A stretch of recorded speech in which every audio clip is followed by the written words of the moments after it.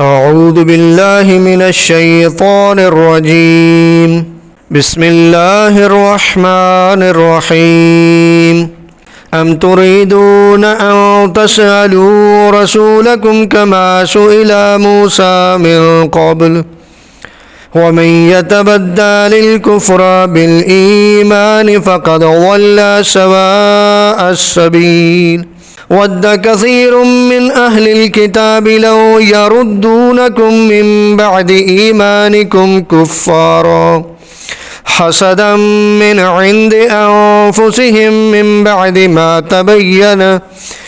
تبين لهم الحق فاعفوا واصفحوا حتى يأتي الله بأمره إن الله على كل شيء قدير وأقيموا الصلاة وآتوا الزكاة وما تقدموا لأنفسكم من خير تجدوه عند الله إن الله بما تعملون بصير وقالوا لن يدخل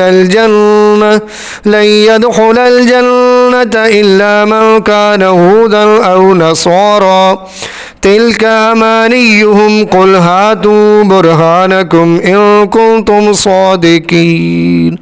خداوند کریم ارشاد فرما رہا ہے ام تريدون ان تسألوا رسولكم كما سئل موسى من قبل ومن يتبدل الكفر بالإيمان فقد ضل سواء السبيل۔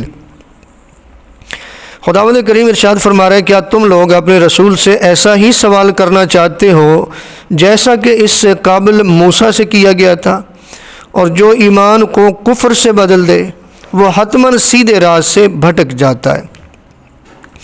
اس آیت میں سوال کے حوالے سے بات ہو رہی ہے۔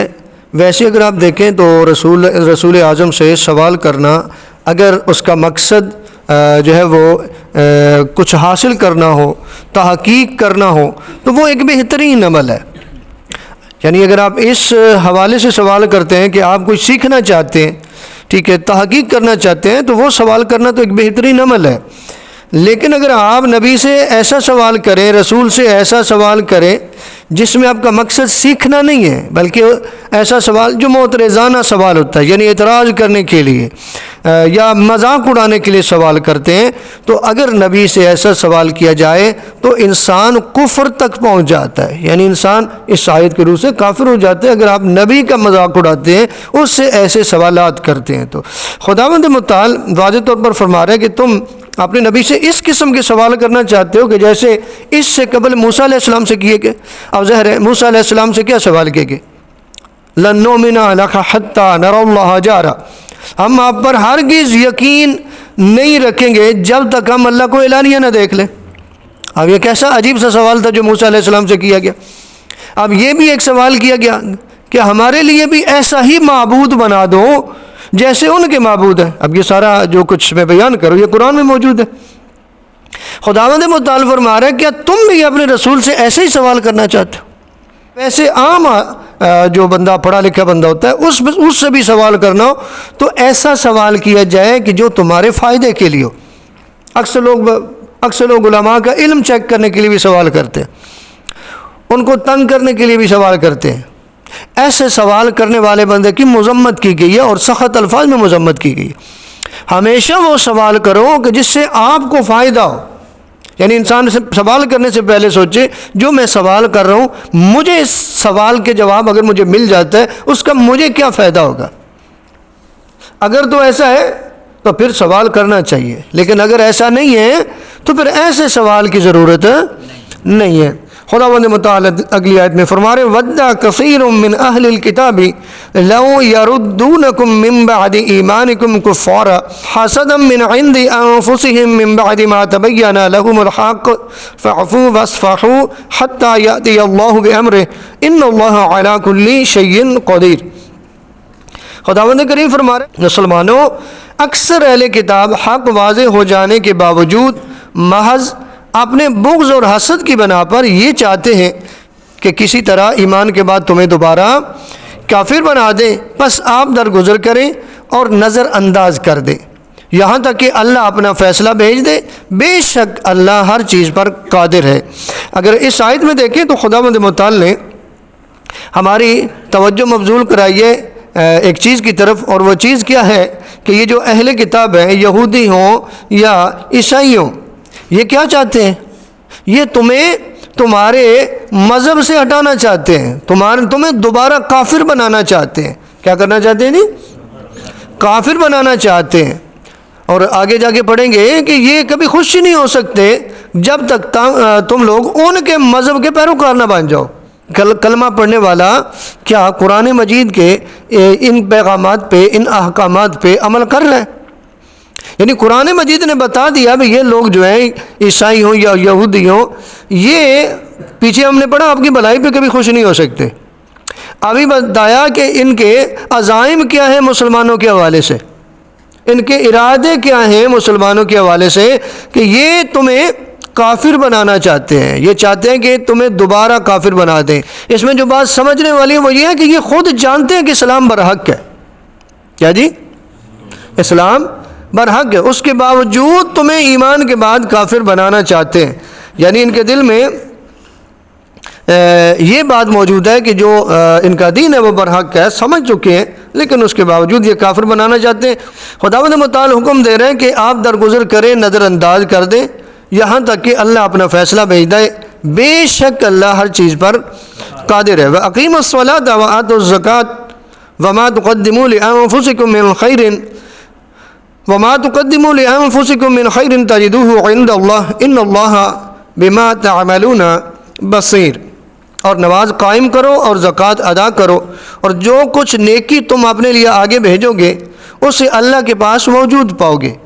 تم جو بھی عمل انجام دیتے ہو اللہ یقیناً اس کا خوب دیکھنے والا ہے۔ خداوند کریم اس آیت میں واضح طور پر فرما رہا ہے، جہاں پیچھے ذکر ہوا نا کہ نظر انداز کریں یہاں تک کہ اللہ اپنا فیصلہ بھیج دے، تو یہاں صبر کرنے کے بعد کیا حکم ہو رہا ہے کہ آپ نماز قائم کریں، یعنی نماز کو اپنا خدا تک پہنچنے کے ایک ذریعہ بنا لیں اور زکوٰۃ ادا کریں، ٹھیک ہے، اور نیکی جو آگے تم بھیجو گے اس کو موجود پاؤ گے۔ بعض آیات میں موجود ہے کہ یہ جو نیکی ہے یہ وہاں اس کو آپ مشاہدہ کریں گے، یعنی اس نیکی کو دیکھیں گے، یعنی جیسے کہ روایات میں بھی ملتا ہے، آیات سے بھی یہ واضح پتہ چلتا ہے کہ آپ کے اعمال بروز محشر مجسم صورت میں ہوں گے۔ کیسے ہوں گے جی؟ تو یہاں پہ بھی ہے، اور چند اور آیات بھی قرآن کی ایسی ہیں جس میں یہ بات موجود ہے کہ اپنے اعمال کو تم وہاں موجود پاؤ گے، اپنے اعمال کا مشاہدہ کرو گے۔ تو یہاں یہ جو نماز قائم کرنے کا ذکر ہو رہا ہے، زکوٰۃ ادا کرنے کا ذکر ہو رہا ہے، اور جو بھی نیکی تم کرو گے خداوند متعال فرما رہے ہیں کہ جو تم آگے بھیجو گے اسے اللہ کے ہاں موجود پاؤ گے۔ تم جو بھی عمل انجام دیتے ہو اللہ یقیناً اس کا خوب دیکھنے والا ہے۔ ظاہر ہے کوئی بھی عمل کیا جائے خداوند متعال اس عمل کو ضرور دیکھتا ہے۔ وَقَالُوا لَن يَدْخُلَ الْجَنَّةَ إِلَّا مَنْ كَانَ هُودًا أَوْ نَصَارَىٰ تِلْكَ أَمَانِيُّهُمْ قُلْ هَاتُوا بُرْهَانَكُمْ إِن كُنتُمْ صَادِقِينَ۔ اور وہ کہتے ہیں جنت میں یہودی یا نصرانی کے علاوہ کوئی ہرگز داخل نہیں ہو سکتا، یہ محض ان کی آرزویں ہیں، آپ کہہ دیجئے اگر تم سچے ہو تو اپنی دلیل پیش کرو۔ اب یہودی جو ہے وہ سمجھتا ہے، عیسائی سمجھتا ہے کہ جنت صرف ہمارے لیے، جنت کسی اور کے لیے نہیں ہے۔ اچھا ایک اور بات ہے، مسیحی جو ہے وہ یہودیوں کو جنتی نہیں سمجھتے، یہودی جو ہے وہ مسیحیوں کو، عیسائیوں کو جنتی نہیں سمجھتے، لیکن جب بات مسلمانوں کی آ جائے تو اس پہ دونوں ہی متفق ہیں، یعنی اس پہ دونوں اکٹھے ہو جاتے ہیں کہ جی یہ جنت نہیں جا سکتے، مسلمان جنت کیا کہتے ہیں وہ کہ ابھی بھی مسلمانوں کو نقصان پہنچانے کی بیماری آتی ہے، ابھی موجودہ طور دیکھ لیں، ویسے ایک دوسرے کے دشمن، لیکن جو ہی مسلمانوں کی باری آئے گی دونوں اکٹھے ہو جائیں گے اور ہمارے دونوں اکٹھے دشمن ہیں۔ لیکن ہم نہیں ابھی تک سمجھ پا رہے، کیوں نہیں سمجھ پا رہے؟ اس کی بڑی وجہ قرآن ہے جس سے ہم نے دوری اختیار کی ہے۔ اگر ہم قرآن پہ عمل کرتے، قرآن جو کہتا ہے خداوند متعال کا جو فرمان ہے، جو کلام اللہ ہے، اس پہ ہم عمل کرتے تو ظاہر ہے ہمارا بھی حال وہی ہوتا جو آج ایران کا ہے۔ جی جو آج ایران کا حال ہے، ایران قرآن کے ساتھ کھڑا ہے، قرآن سے تمسک کیا ہوئے، تو وہ تو انہیں آنکھیں نکال رہے ہیں نا، لیکن کیا اور دوسرے بھی آنکھیں نکال سکتے ہیں؟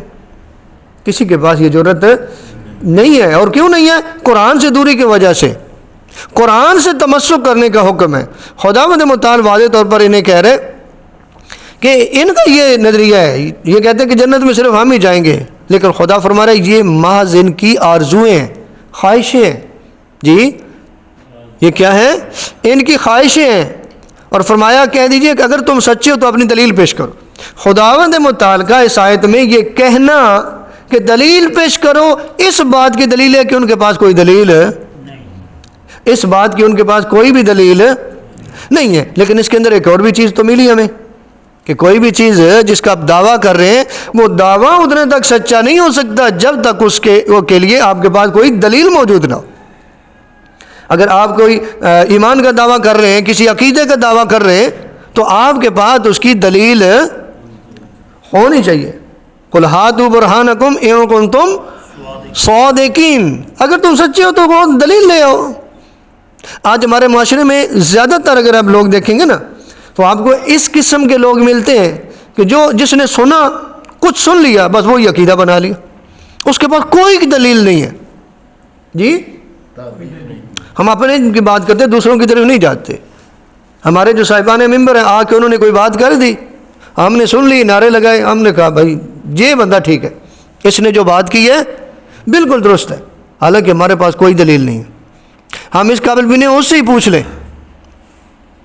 کوئی بھی عقیدہ، کیونکہ ایک ایک چیز جو ہے ہماری نوٹ ہو رہی ہے، قیامت والے دن پوچھا جائے گا ہم سے، ہر چیز کے بارے میں پوچھا جائے گا. جب پوچھا جائے گا تو اس کا مطلب ہے ہمیں آنکھیں بند کر کے کسی چیز کو نہیں ماننا، ہم نے ہر چیز کے بارے میں تحقیق کرنی ہے، سمجھنے، اس کو پرکھنے کس کے مطابق. اور وہ ہمارے پاس جو چیز ہے وہ ہے کتاب، کلام اللہ. ہم نے اپنے عقیدے کو بھی، اپنے عمل کو بھی، ہر چیز کو دیکھنے کیا یہ چیزیں قرآن کے مطابق ہیں. اگر قرآن کے مطابق ہیں تو قرآن ایک بہترین دلیل ہے. ہمارے پاس قرآن ایک بہترین دلیل. اگر قرآن میں یہ باتیں موجود نہیں ہیں، ہم قرآن کے خلاف جا رہے ہیں، تو اس کا مطلب ہے ہمارا حال بھی انہی یہودیوں اور عیسائیوں جیسا ہے کہ ہم زبانی تو دعوے کرتے ہیں ہمارے اتنا مومن کوئی نہیں ہے، لیکن قرآن نے جسے مومن کہا وہ ہم نہیں بنتے. کیا بنتے ہیں جی؟ اپنے معاشرے میں اگر آپ دیکھیں کیا قرآن نے مومن کی نشانیاں نہیں بیان کی؟ کیا وہ نشانیاں ہمیں پائی جاتی ہیں؟ اگر نہیں پائی جاتی تو اس کا مطلب ہے دلیل تو ہمارے پاس بھی کوئی نہیں ہے. دلیل تب ہوگی جب ہم بھی اسی قرآن نے جو صفات بیان کیا ہم وہ والے مومن بن جائیں. اگر ہم وہ والے مومن بن جائیں تو پھر ہمیں کسی اور کی سند کی ضرورت نہیں ہے کہ کوئی اور کہے یا مومن ہے، یا جیسے کہ اکثر دیواریں کالی کر دی نا، کافر کافر، شیعہ کافر. یہ کسی کے کہنے سے کوئی کافر نہیں ہوتا. اگر آپ قرآنی مومن ہیں تو اگر قرآن کی طرف آئے تو خداوند متعال یقیناً ہماری مدد فرمائے گا. مزید بھی بہت ساری چیزیں ہیں جن کے دریچے کھول دے گا اور ہمارے علم میں اضافہ ہوگا. پروردگار سے دعا ہے خالق کائنات ہمیں قرآن پڑھنے کی، سمجھنے کی، اس میں عمل پیرا ہونے کی توفیق عطا فرمائے.